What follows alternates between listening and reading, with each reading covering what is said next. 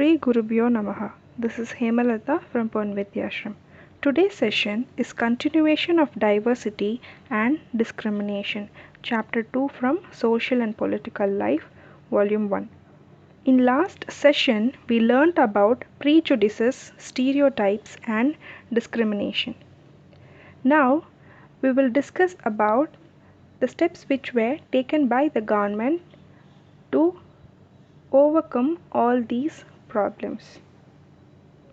People who are engaged in different kinds of work like teaching, carpentry, pottery, weaving, fishing, farming, etc. to earn a livelihood. However, certain kinds of work are valued more than others. Caste-based discrimination is not only limited to preventing privileged people from undertaking certain economic activities, but it also denies them the respect and dignity given to others. Dr.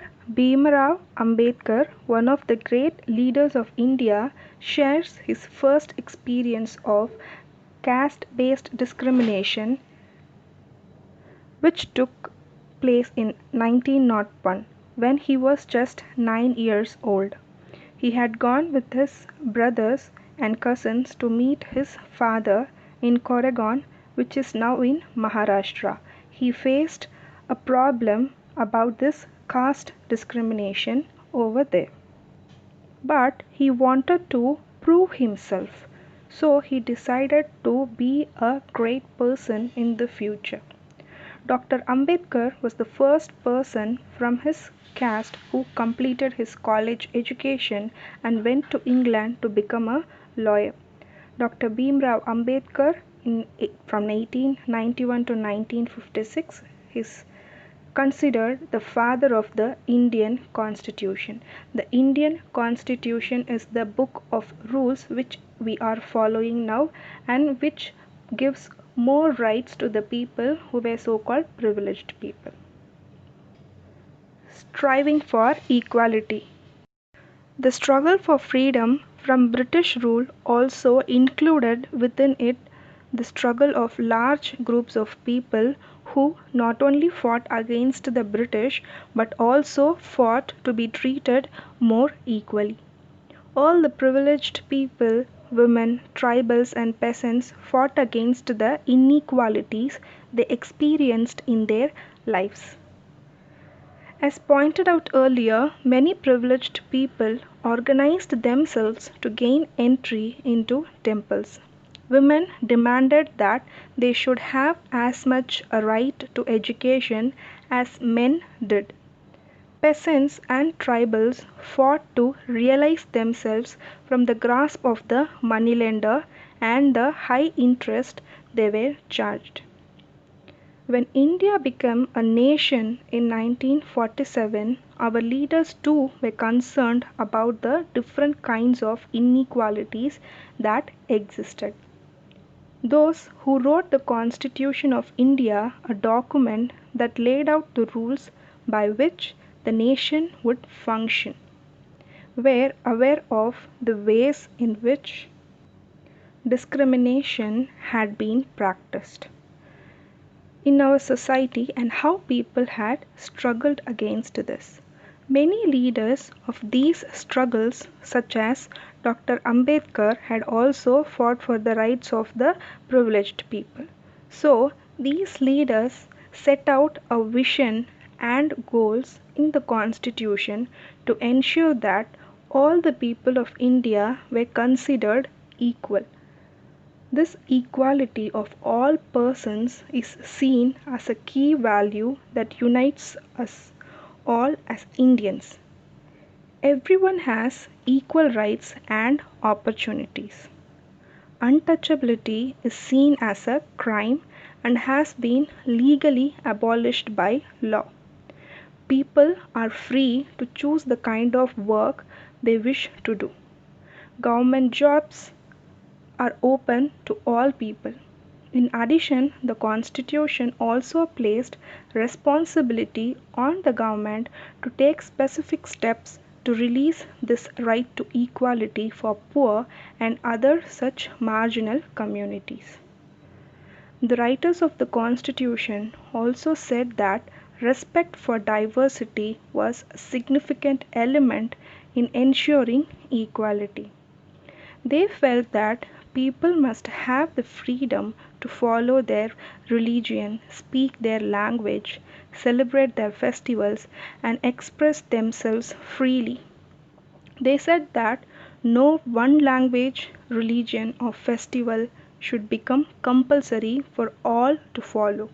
They said that the government must treat all religions equally.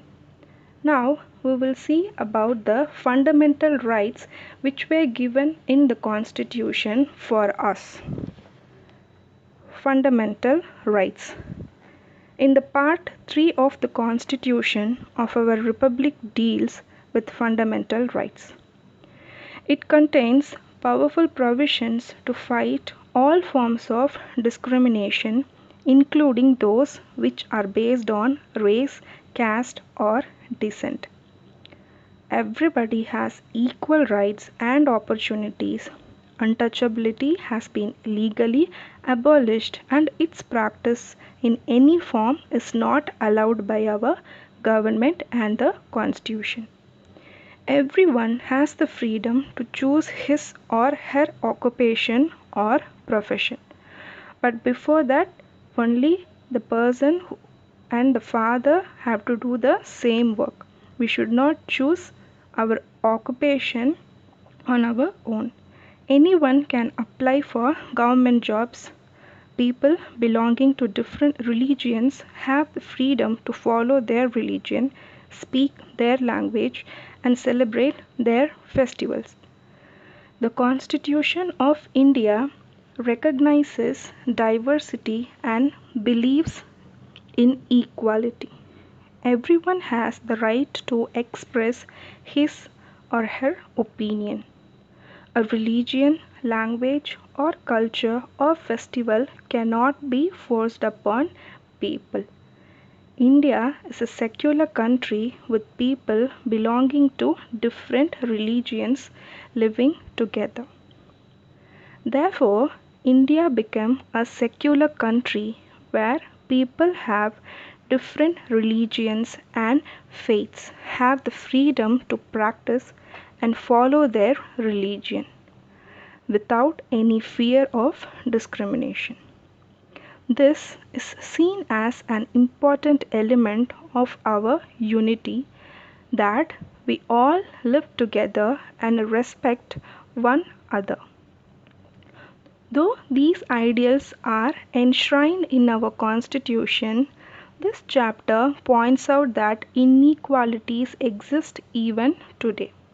Equality is a value that we have to keep striving for and not something which will happen automatically. People's struggle and positive actions by the government are necessary to make this reality for all Indians. So, children, in this chapter, we had read that everyone should be treated equally.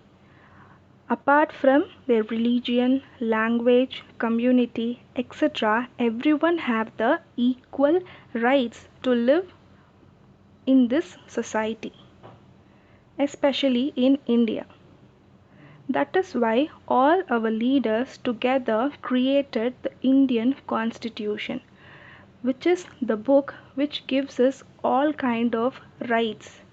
With the help of that, we can express our opinion, we can live independently, and we can show our thoughts, we can share our opinion in the society. Especially the people who were called as privileged, they also have the full rights to live in this society as others do. Our Indian Constitution recognizes all persons as equal. This means that every individual in the country, irrespective of his her or her caste, religion, educational and economic backgrounds, is recognized as equal. Although inequality still exists in the country, yet the principle of the equality of all persons is recognized. While earlier no law existed to protect people from discrimination and ill treatment, after independence our leaders had made. Now there are several that work to see that people are treated with dignity